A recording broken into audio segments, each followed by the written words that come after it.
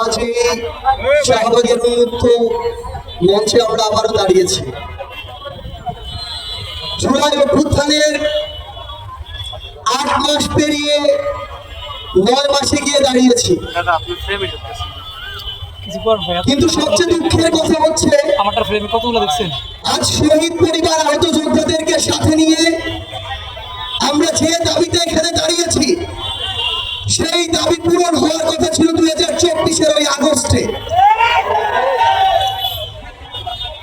আমরা আজকে অনেক কথা বলছি যে আমাদের আওয়ামী লীগ নিষিদ্ধ করতে হবে, তাদের কর্মসূচি নিষিদ্ধ করতে হবে, তাদের রেজিস্ট্রেশন বাতিল করতে হবে, কিন্তু আমাদের জায়গা থেকে এই কথাগুলো এই মঞ্চে আজ কেন দাঁড়িয়ে বলতে হচ্ছে? আজকে যদি আমরা এর পিছনের সরাসরি কারণগুলো দেখি, আমাদেরকে এই আওয়ামী লীগ নিষিদ্ধ না করার জন্য বিভিন্ন মহল কি কি কারণ দেখাচ্ছে, পায়তা দেখাচ্ছে। তারা আমাদেরকে শোনায় যে বহির্বিশ্বে তাদের ইমেজ ক্ষুণ্ণ হতে পারে। ওই স্টেক হোল্ডার, ওই কথা কথিত বিভিন্ন মহলকে আমরা বলতে চাই, বিগত 16 বছরে যখন পিলখানার হত্যাকাণ্ড হয়, যখন সাপড়ার হত্যাকাণ্ড হয়, যখন শাহবাগে যাত্রাবাড়িতে শনি রাখায় উত্তরের হত্যাকাণ্ড হয়, তখন এই বহির্বিশ্ব কোথায় ছিল?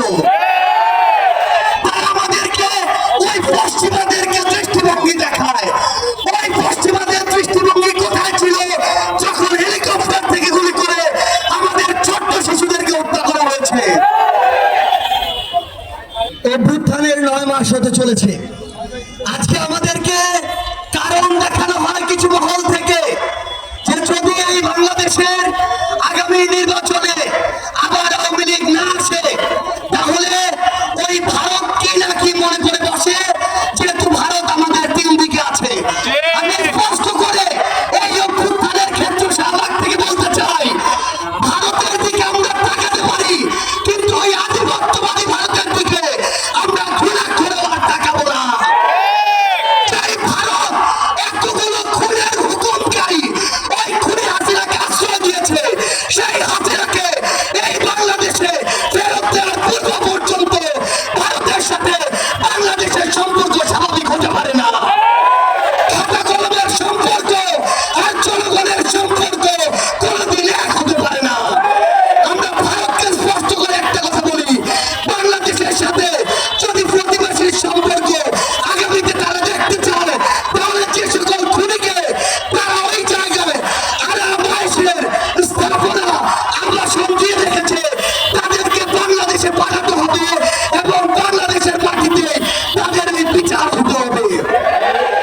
আজকে থেকে 10 মাস আগে বাংলাদেশের অধিকাংশ মানুষ তাকিয়ে থাকতো কখন বাংলাদেশকে বিভিন্ন জায়গায় স্যাংশন দেওয়া হবে, কখন আমেরিকা হস্তক্ষেপ করবে, কখন হাসিনা মারা যাবে, কখন পরের ইলেকশন আসবে, তারপরে তারা মাঠে নামার প্রস্তুতি নিত। কিন্তু যেই ছাত্র জনতা রাজপথে নেমে জীবন দিয়ে এই খুনি হাসিনাকে দেশ ছাড়া করেছে, তাদের জীবনের এই যে হত্যাগুলো, এগুলোর বিচার হওয়া পূর্ব পর্যন্ত বাংলাদেশে অন্য কোনো কিছু নাম নেয়া এই অন্তর্বর্তীকালীন সরকারের মুখে মানায় না। রাজনৈতিক দলগুলো আজকে সময়ের বিবেচনায় প্রতিযোগিতায় নেমেছে, আগে সংস্কার নাকি আগে নির্বাচন। মাথায় স্পষ্ট করে ঢুকিয়ে রাখুন, সংস্কার নাকি নির্বাচন, এই খেলা বাদ দিয়ে প্রতিযোগিতায় নামুন যে সবার আগে হতে হবে এই হত্যাকাণ্ডের বিচার। যেই তাপস নানক তাদেরকে প্রত্যক্ষ মদদে এই বাংলাদেশে খুনি হাসিনার হুকুমে এবং ভারতের প্রেসক্রিপশনে এই পিলখানা হত্যাকাণ্ড হয়েছে, সাতটায় হত্যাকাণ্ড হয়েছে, জুলাইয়ের হত্যাকাণ্ড হয়েছে, সেই হত্যাকাণ্ডের বিচার হওয়ার পূর্ব পর্যন্ত এই বাংলাদেশে অন্য কোনো কিছু কখনোই প্রাসঙ্গিক হতে পারে না। সকল রাজনৈতিক দলের উদ্দেশ্যে একটি কথাই বলবো, এই যে জেনারেশন, এই জেনারেশনকে ভয় করুন, এই জেনারেশনকে ভয় করুন। যদি এই জেনারেশনের রক্তের উপরে দাঁড়িয়ে ইমোশন নিয়ে খেলার চেষ্টা করেন, এই জেনারেশন সকল ক্ষমতার